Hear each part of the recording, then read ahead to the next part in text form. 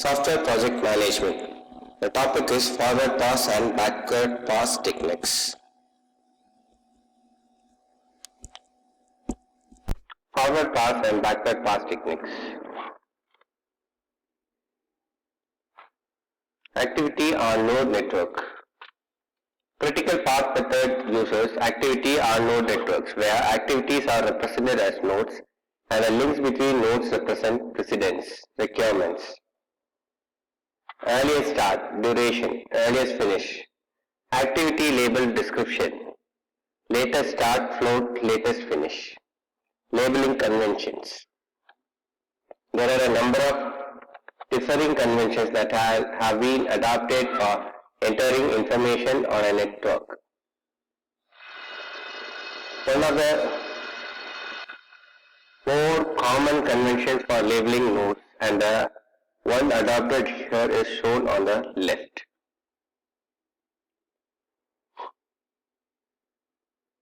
Adding the time dimension.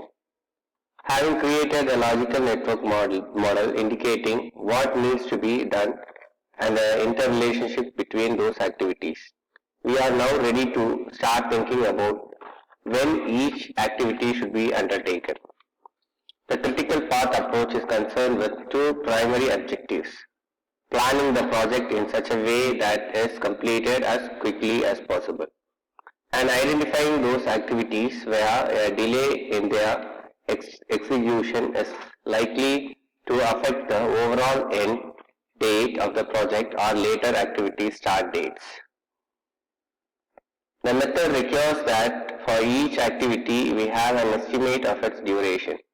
The network is then analyzed by carrying out a forward pass to calculate the earliest dates at which activities may commence and the project be completed, and a backward pass to calculate the latest start dates for activities and the critical path.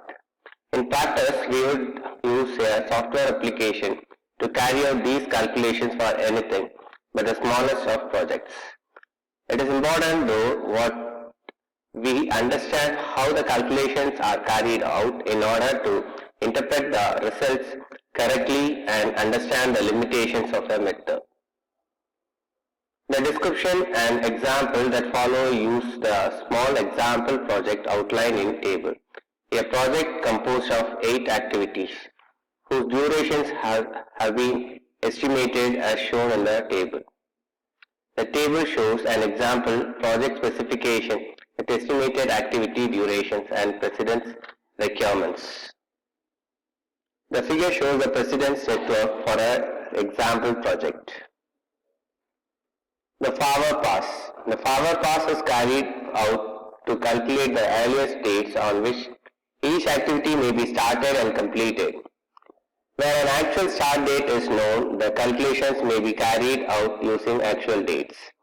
Alternatively, we can use day or week numbers, and that is the approach we shall adopt here.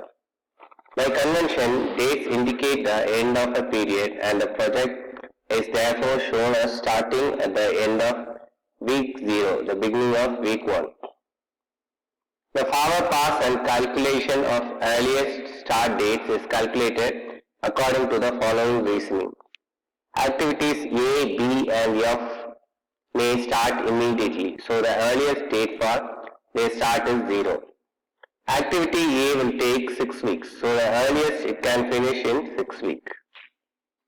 Activity B will take 4 weeks, so the earliest it can finish is week 4. Activity F will take 10 weeks, so the earliest it can finish is week 10. Activity C can start as soon as A can finish, so its earliest start date is week 6. It will take 3 weeks, so the earliest it can finish is week 9. The figure shows the network after the forward pass.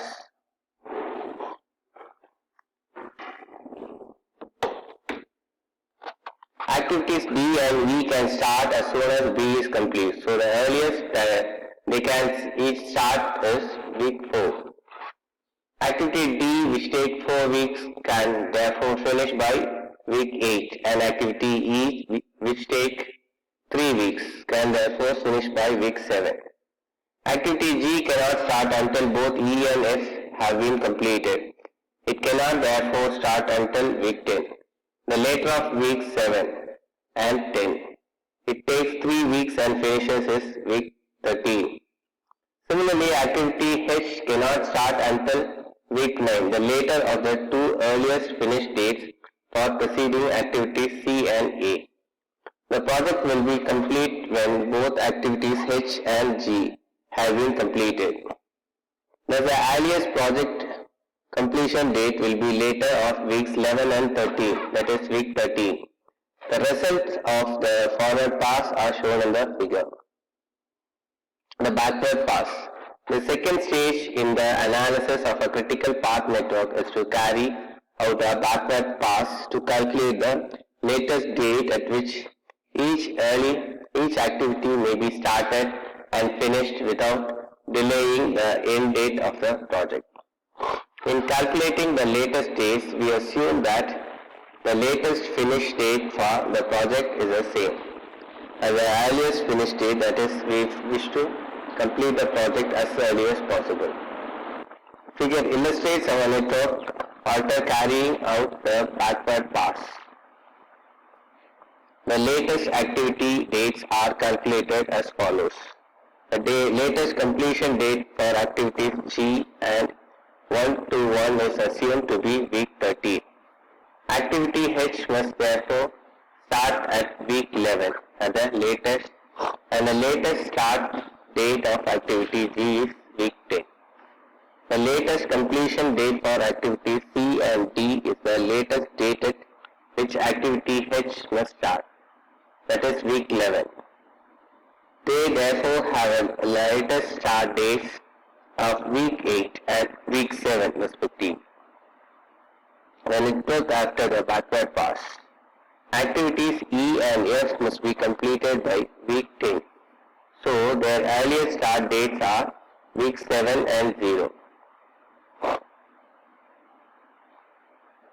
The latest start date for project start is the earliest of the latest start dates for activities A, B and F. This is week 0.